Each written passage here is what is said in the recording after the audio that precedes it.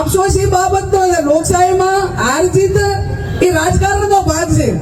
ભલે ધાનેરા તાલુકો માઇનસ રહ્યો હોય પણ વિધાનસભા લેવલે બહુ મોટું નુકસાન નથી ગયું અને એટલા માટે ધાનેરા તાલુકામાં તાલુકા લેવલે નતાભાઈ સાહેબ કેટલું નુકસાન થયું?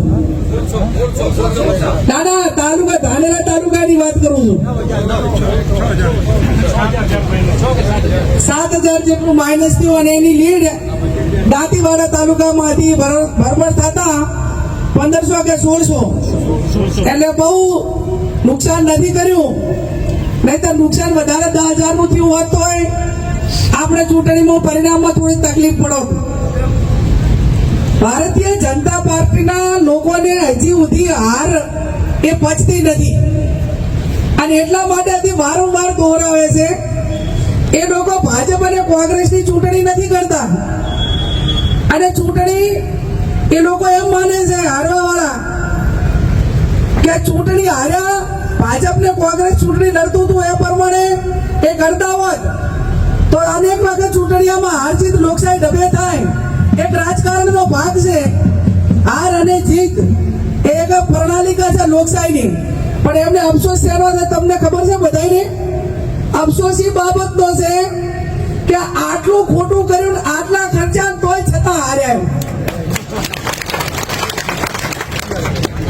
અફસોસી બાબત તો છે લોકશાહીમાં હાર જીત એ રાજકારણનો ભાગ છે પણ સતત ખોટું કરીને પણ આટલું લૂંટાયું. હજી શરૂઆત તો હવે થશે.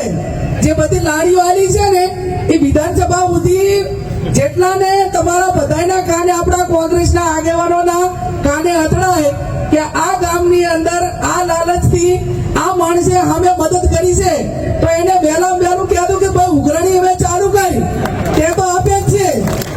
અને જે વાયદો કર્યો વાયદાની ઉઘરાણી કરો એટલે ભવિષ્યમાં માત્ર વાયદા આલીને વોટ લઈ દેનારા વાળાને પણ ખબર પડે કે લોકશાહી અને હવે લોકોમાં પણ જાગૃતિ આવી છે કે આપણે માત્ર વાયદો આપીને જતા અને પછી વોટ લઈને જતા ને એનો પૂરો ના કરીએ તો ચૂંટણી તો છાસ મારે આવે ને આવે. અને એટલા માટે હું કહું છું કે જે ભાજપ વાળા જે આવે એની પાસે ઉઘરાણી કરાવશું. એક પાસે નહીં સમજ્યા વોટ એ ભાજપના ફૂલને એમને આપ્યા છે કે કોઈ વ્યક્તિને આપ્યા છે? ભાજપના ફૂલને આપ્યો છે ને એ સિમ્બોલ આપ્યા કોઈ પણ લાલચથી આપ્યા છે. પણ એમાં જિલ્લાની ચૂંટણીમાં આવે, તાલુકાની આવે, વિધાનસભાની આવે, નગરપાલિકાની આવે, બારે વારે જે ચૂંટણી આવે એમાં કહેજો કે ભાઈ તારા વાયદાનું છેલ્લે થયું કઈ પરિણામ આવ્યું કે નથી આવ્યું એ પરિણામ લાવવા માટે એને કહેજો. એટલે હવે તો ફોન ઉપાડવાનું ચાલુ થઈ જાય. હવે તો હું કોણ છે તું કોણ?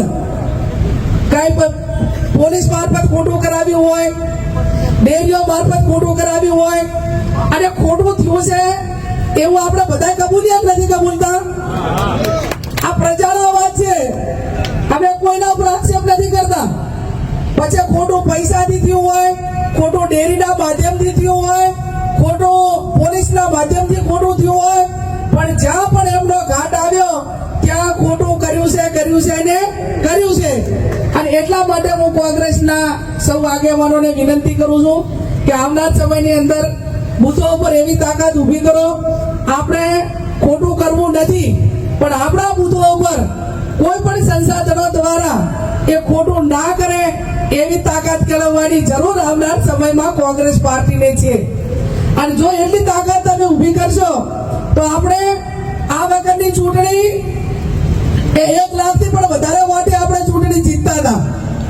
પણ કોઈ પણ વિધાનસભાની સીટ એવી નથી કે એની અંદર 10,000 વોટ ખોટા ના કર્યા હોય. મારી વાત સાચી કે ખોટી? આ પ્રજાનો અવાજ છે. અને હું એમ નહીં કહેતી કે કોઈ એક જ સમાજે કરાવ્યું છે. ધારો કે દાતાની અંદર ખોટું કરાવ્યું તો ત્યાં કઈ ચૌધરી સમાજ એટલા પ્રમાણમાં નતો અને ત્યાં વહીવટી તંત્ર હોય, પૈસા હોય અને બીજા બહારથી આવીને ચૌધરીઓએ કબજો લીધો. ધાનેરામાં આપણે દાતા વિધાનસભામાં હું અને જિલ્લા કોંગ્રેસ સમિતિના પ્રમુખ ગયા હતા તો એક પણ બૂથ એ બીજા જિલ્લાનો કે બીજા તાલુકાનો કે જે આપણા વિસ્તારના મતદારો નથી એવા એક પણ બૂથ એમણે કે બોલા ઉપર એનો કબજો ના હોય એવું દાતાનું એક પણ બૂથ નતું. તો એ તંદુરસ્ત લોક નથી. અને 24 કલાક પહેલા જે વિસ્તારનો મતદાર હોય એ મતદાર જ રહી કે બહારના કોઈ રહી શકતા નથી. પણ આપણે ઓલા મામા માસીના થતા હોય એમ કે ભાઈ આ તો હશે અમારા સમાજના આગેવાળા, પણ મહેમાનગતિ કરવાનો વોટિંગના દાડે જ વારો આવ્યો, આટલા વર્ષ ટાઈમ ના મળે તમને મહેમાનગતિ કરવાનો, અને પાછા અહીંયા આપણા એમ કે ભાઈ અમારા મહેમાન આવ્યા છે એટલે આટલા દાડા વહેલા ન મળીને આજ મહેમાનગતિ કરવા માટે એટલે પહોંચ્યા દાંતામ. અને એ જીવ આગું વાળું હતું દાંતામાં કે તમારે અહીંયા મહેમાનગતિએ જવું પડે અને કઈ કોઈ કામ માટે જવું પડે. આ મેં કીધું એ પ્રમાણે કોમવાદ જેટલો જે સમાજો કરશે એના પગમાં આવવાનો અને આવવાનો. પછી ગેનીબેન ઠાકોર એવું અભિમાન ના કરે કે મારો સમાજ જિલ્લાની અંદર મોટો છે એટલે હું જીતી છું મારા સમાજના હિસાબે. ઠીક છે લાગણી ને, પણ બાકીના બીજા સમાજોએ 5 લાખ વોટ મને આપ્યા અને 5 લાખ ના આપ્યા હોત તો હું ન જીતી શકો. એટલે એક મતદાર તમે જાહેર જીવનના લોકો આ તમે બધા જવાબદારો છો. તમે સમાજ ના ચલાવો, રાજકારણમાં તમે પક્ષ ચલાવો, અને જ્યાં સુધી તમે પક્ષ નહીં ચલાવો ત્યાં સુધી જે જેવું કરશે એવું ભોગવશે અને ભોગવશે. કુદરતને એ દેર હોય અંદર હોતી નથી. તમે ગમે એટલા એંગલથી ખોટું કરો પણ ક્યાંક ને ક્યાંક કુદરત તમને બધાને કંટ્રોલ કરવા વાળી છે ને છે જ. એમને 50,000 વોટ ખોટા કર્યા તો ક્ષત્રિય સમાજે તાકાતથી 1 લાખ વોટ આપણાને અપાવ્યા આખા જિલ્લાની અંદર. તો તમે અહીંયા 50,000 કે 70,000 નું ખોટું તો આમાં 1 લાખ નું ઓપ્શન એ તો કુદરતે ઊભું કર્યું, અને કુદરતે ઊભું કર્યું તાકાતથી સમાજે ગામડે ને તાલુકે વોટ અપાવ્યા. ત્યારે આપ સૌને હું એટલી ચોક્કસ ખાતરી આપું છું કે કામની વાત હોય, ચાક નાના મોટા રાજકારણમાં ટિકિટની વાત હોય કે નાના મોટા કોઈ પણ પ્રકારની આવનાર સમયની અંદર એ જરૂર એવું મદદ એ માત્ર કોંગ્રેસની નાતે તમને બધાને કરવા માટે તૈયાર છું. કે નહીં કોમવાદના કારણે મારા સમાજનો કોઈ ખરાબ કરીને આવ્યો હોય તો હું પોલીસને કદી ફોન નહીં કરું કે ગેનીબેન તમને ભાઈ ખરાબ કરીને આવ્યો છે તો એના માટે કોઈ કાર્યવાહી ન કરતા. એવું ક્યારેય મેં 28 વર્ષમાં નથી કર્યું ને આવનાર સમયમાં પણ નહીં કરું. ગુનેગારની રસ્તે જુઓ, ધંધાવાળાને ધંધાના રસ્તે જુઓ, રાજકારણવાળાને રાજકારણની રીતે જુઓ, અને જેને જે જેવું કર્યું છે એને એ પ્રમાણમાં જુઓ. કોઈએ કોમવાદને મારા માટે સ્થાન નથી તો કોઈના માટે પણ સ્થાન નથી. અને એટલા માટે આપ સૌને આવનાર સમયમાં સાથે મળીને જિલ્લાની ચૂંટણી હોય, તાલુકાની ચૂંટણી હોય, આ તમામ ચૂંટણીઓમાં સાથે રહીને જે મદદ કરવાની થતી હોય એ મદદ કરીને કોંગ્રેસનો જિલ્લા પંચાયત કાયમી કોંગ્રેસની રહી છે, બનાસકાંઠા જિલ્લો કાયમી કોંગ્રેસનો ગઢ રહ્યો છે અને આવનાર સમયમાં પણ રહે. હું આપ સૌને આમંત્રણ આપું છું કે જ્યારે હરદ્વાર કે ગમે ત્યારે જો ત્યારે દિલ્હી બંગલો મળ્યા પછી એ આ તમારો બધાનો છે એ હમાદા એટલા રહેજો. અને મારી હાજરી હશે તો ચા પાણી કરાવીશ ને તમારા બધાની સેવા જેટલી થાય એટલી કરવા માટેના પ્રયત્નો કરીશ. અને તમે ગરીબ સમાજની દીકરીને ખોબલે વોટ આપીને વિના મૂલ્યે કોઈ પણ ખર્ચા વગર તમે મને લોકસભામાં જીતાડી છે.